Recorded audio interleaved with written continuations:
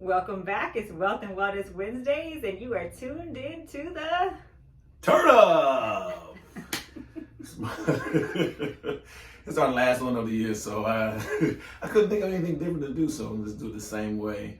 Episode 11, Season 3, gonna be the wrap-up show. Talk about everything that we did this year, kind of go in depth of what we're gonna do later on, and how we can refocus what we'll do here at Grape Roots via, we added stuff like the, YouTube? So we now did y'all add can a see YouTube us. this year. You know what I'm saying? I know fans out there, everybody was like, I want to see you, Farmer Mac. I want to see you. I was chill. Yeah. I was like, you know what I'm saying? So we gave them, the streets what they wanted. So, but I want to thank all you all, like I said, sticking there with us, Season 3.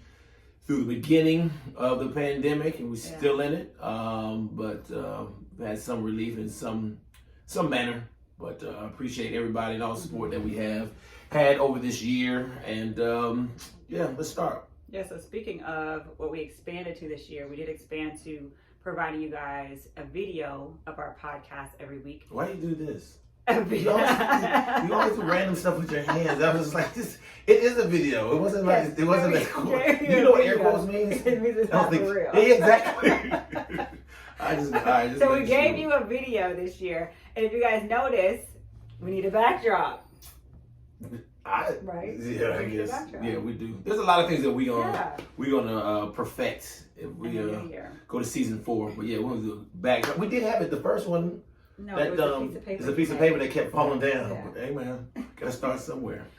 But let's just start with this week in the garden for the most part. So we're ending up the season, so we don't have any. Well, actually, Farmer Mac found some peppers this week out there still. I'm like a gang of green peppers that are still growing. We haven't had that much rain, but they were. I should have brought some.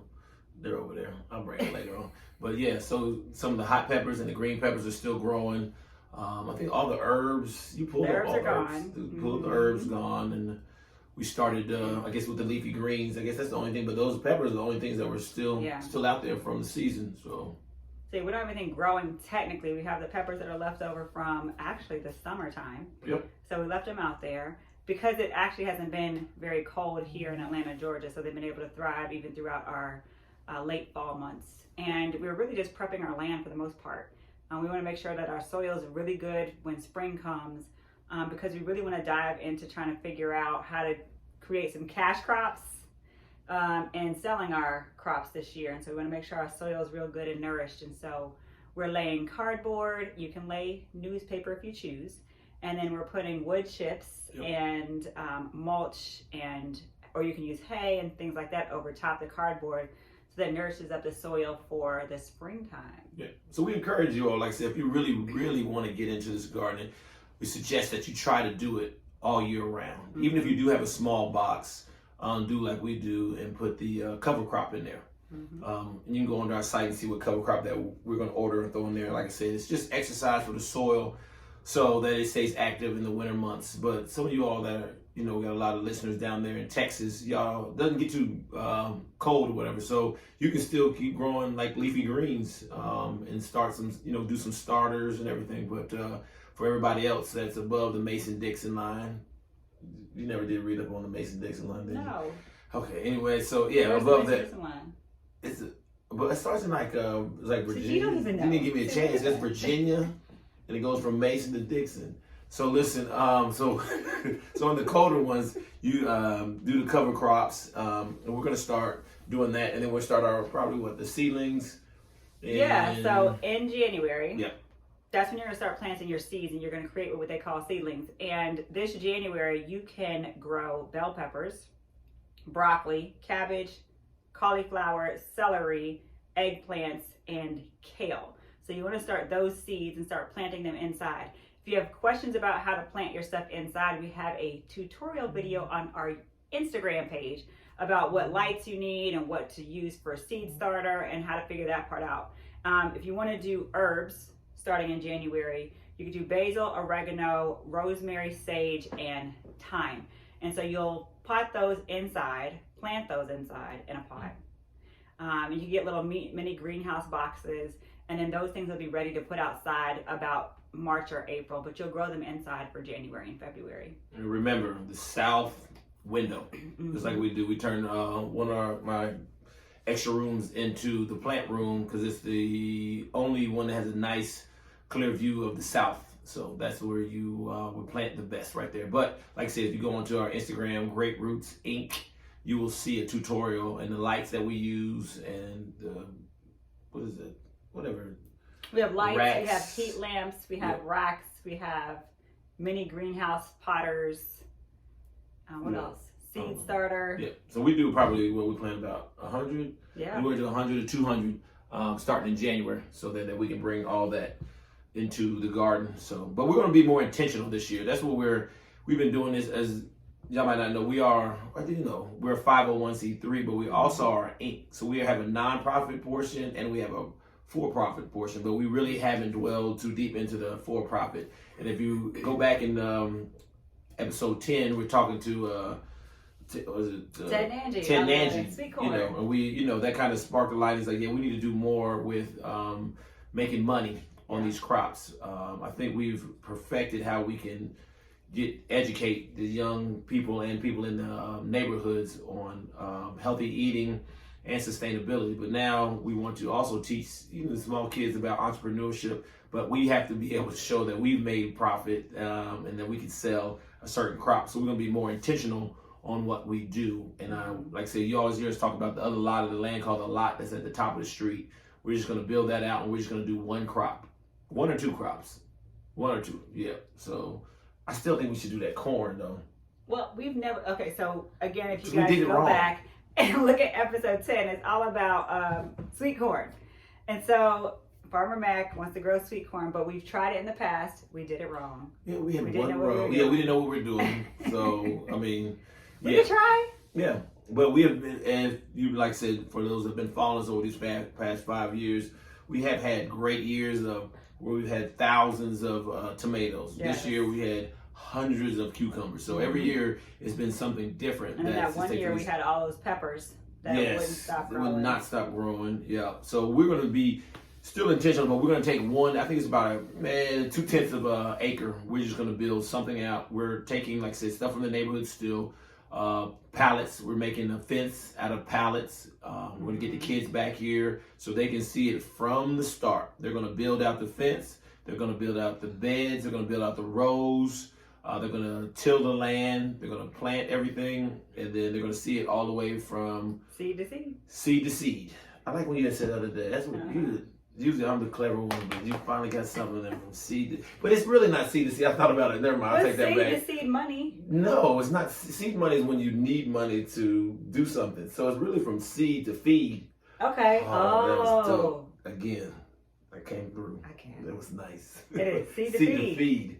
Yeah, maybe we'll call that the program, from seed to feed. Yeah. And then we will have them grow it out, and then we'll have them sell it at the store across the street from the lot. So that's what we do. Yeah, so y'all come support these kids who will be selling these, I guess, sweet corn. Is that what we don't know yet. We'll see. We'll see. We got to check the land because we still have to go through the whole process because they're, it's right next to a parking lot where 18-wheelers come for that recycling. So we'll have to go back to the extension of the University of Georgia, have the soil tested and see, and then we'll treat the soil accordingly. We just make sure there's no contaminants in there, and with the nitrogen, phosphorus levels in there. So that's a free service that the University of Georgia Extension Office does down there in East Point, Georgia. So anybody in the Atlanta area that's thinking about putting gardens in there, that's a place you can go in there, get your soil tested to see, and they'll guide you along to see what you need in order to get your soil for the best for growing.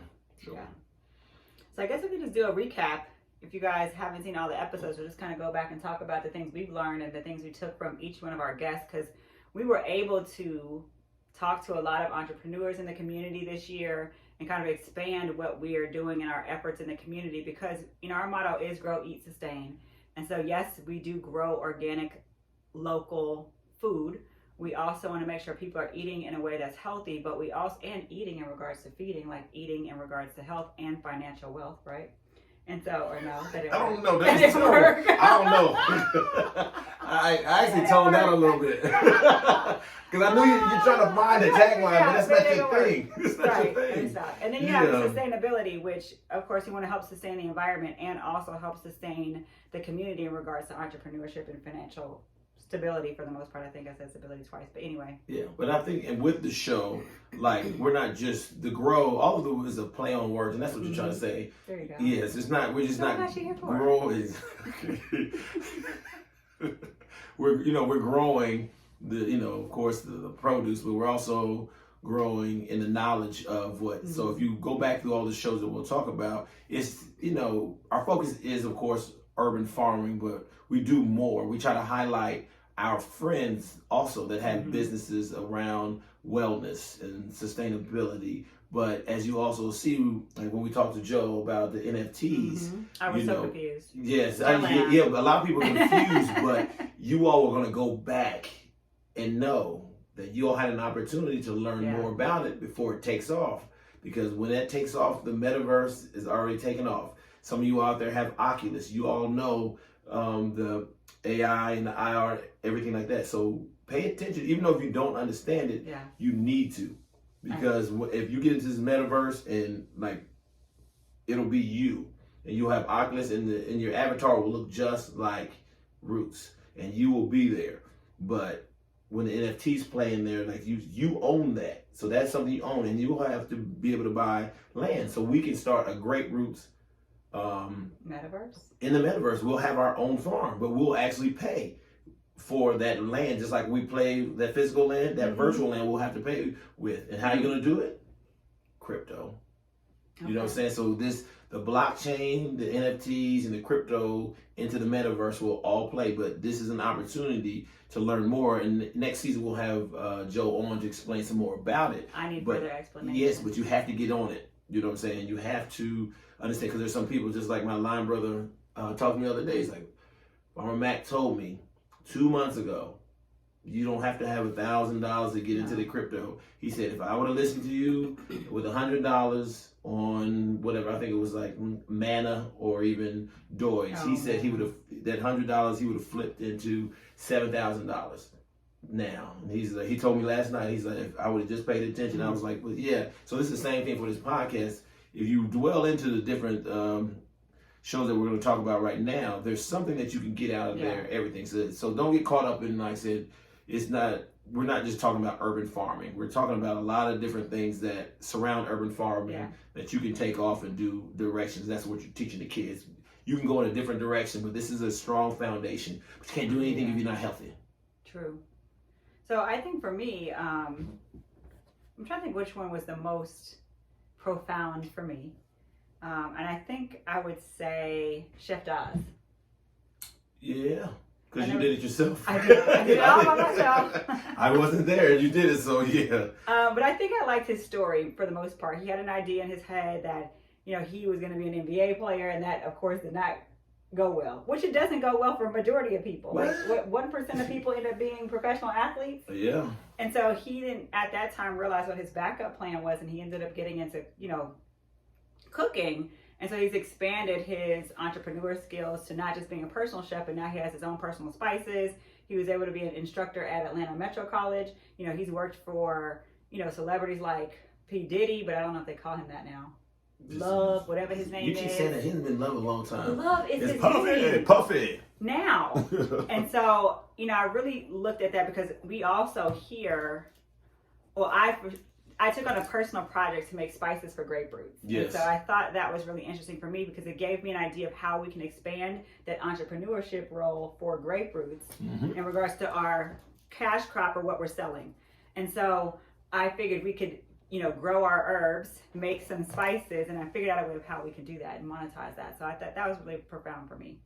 Yeah, I should. Yeah, I'm going to go back and listen to that one some more. But I think it does talk a lot because, like I said, you can start one way and be able to pivot. And I think, and that's the idea that we were trying to get from that, the concept from that interview is how you can pivot. Yeah. And it can be very fruitful if you stay focused, so. And go back and listen to that episode because Thanksgiving is around the corner and Chef Daz does talk about how to make your greens and other Thanksgiving dishes healthy. And you can also use his spices. Yeah.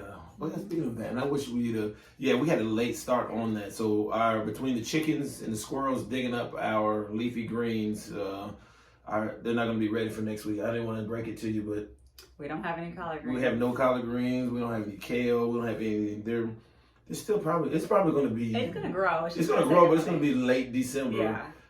Before anything comes up, and we have to build that fence around there. So I know you all waiting for some nice grapefruits, produce. We have eggs though. Yes, come get some eggs. Oh, speaking of eggs, I mean that's something else we also sell. If you guys don't know or haven't heard, we do sell our eggs fresh from the garden. They're Farmer Mac's kids. Yep. I'm just a evil stepmom. She's a terrible stepmom. They talk about her all the time, but it's fine. And they're doing good. They just celebrated their first birthday Friday. We went out. I didn't even know it was their birthday. You weren't invited to the party. We went out. We did a little stuff. We just just kicked it a little bit. Nothing, I was about to say something crazy. Leave the crazy statements. It's going to be interesting to have that whole journey with the hens this year that y'all been there with us. Mm-hmm. Like I said, last November when we received them, and now four of them, they lay 4 to 5 a day. So as you can tell, it's about a dozen, two and a half dozens a week. Nobody eats that much eggs, so everybody in the neighborhood, about 4 or 5 different houses, I just go by in the morning sometime and just drop off cartons of eggs to everybody just as a thank you for them watching chickens. I let them free roam in the street and in the garden and their yards and everything. So, but yeah, if y'all in the area, let me blame it on the supply chain, even though the supply chain is from across the street or whatever. So we should sell it for like $8 a carton. Right. But if you come by and you're nice, I'll give it to you for $7.50. So. But yeah, so what's another episode that you liked? I would say I think I really also liked the episode with Gina, and that's just personally. She has this new product that she's created. You like everything that has to do with you because you were in a commercial for her. I am, but I do love Gina's new product. She makes her own little tallow balm, which actually works really well. I'm like really. On your skin? Yes.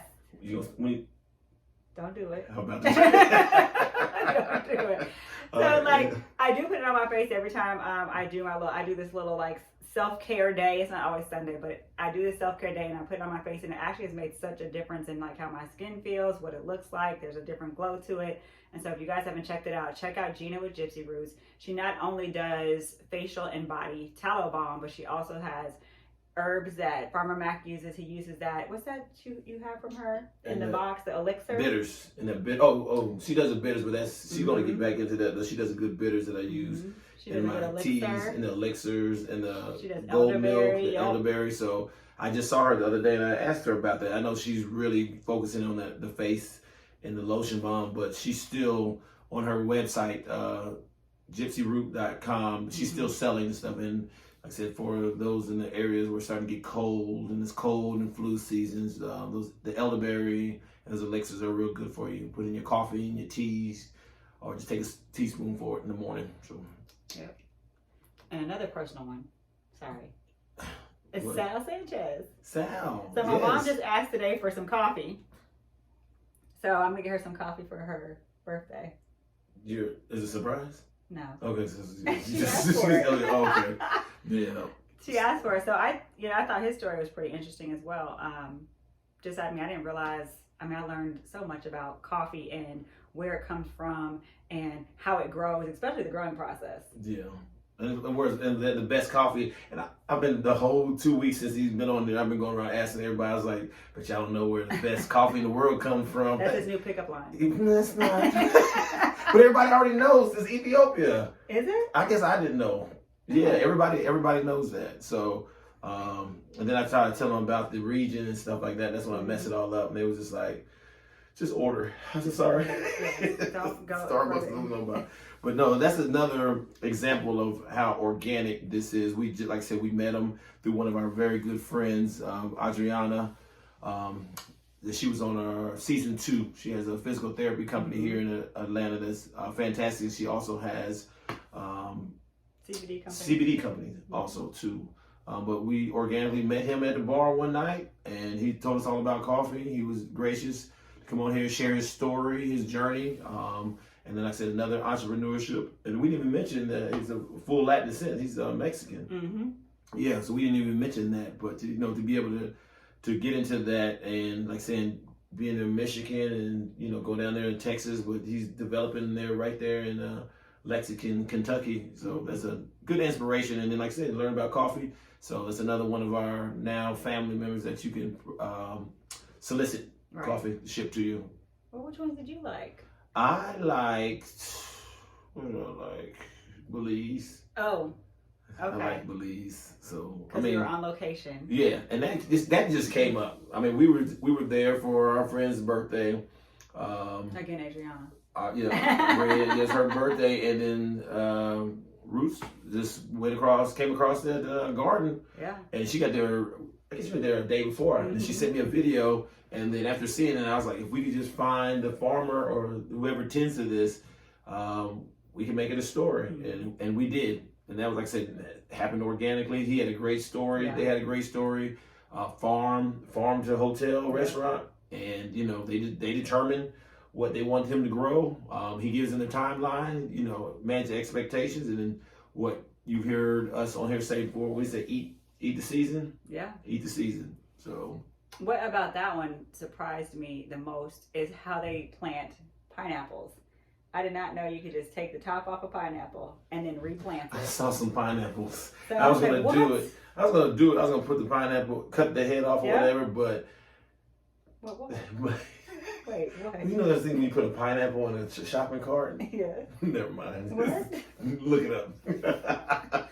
So, look it up. So all you gotta do is screw the top off. Cut it off. You can't screw. Yes, you can. You cannot screw the top of a pineapple. You cannot. Have you never? How $100 if you can do it? Oh my God! You just take it. The little leaves at the top. Do this. That's it. $100. Season 4. Watch it. You'll see her lose $100. Screw that top off like this. I've seen you try to open up a jar of pickles. You can't. And then you just stick that in some soil, and then let the new pineapple grow. So if you want an at-home project for your kids, take off the top of the pineapple, get you some seed starter or some really nourished soil, put that top in there and watch it grow. It's going to take a year though, just so you know. Remember, pineapples take a year to grow. For one pineapple.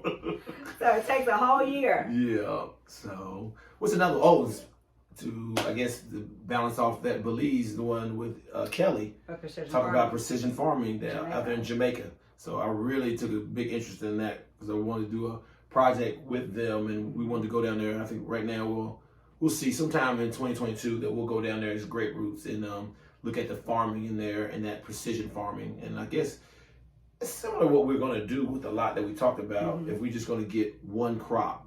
And I think, like I said, the lot that we have right now, like I said, every year has been something else that's taken off. So we'd have to be more intentional determining what portion of our land grows the best type of produce and just do that. Yeah. But like I said, we've been doing this for 5 years and we've had 5 different designs of the garden. So who knows what we're going to do this year, because we still have, I would say, probably at least 90 square foot that we still have not used. Yeah. But it's a drop off and it's really shaded. So we'll have to figure out something to do, but we want to maximize our land so we can maximize our growth, every of it. So we're still trying to look for more land, and as you hear us talk about all the time, land. Get you some land. Any opportunity you all can get some land, be it for a garden, be it for building something, or just a whole. But like I said, that's one thing they're not making any more of. Except for the metaverse. That's a different kind of land. It's a different, but still, I'm trying to tell you all. You can't live in the metaverse. Listen. Whatever today is, 2021, y'all heard it from Farmer Mac. I'm trying to tell you all.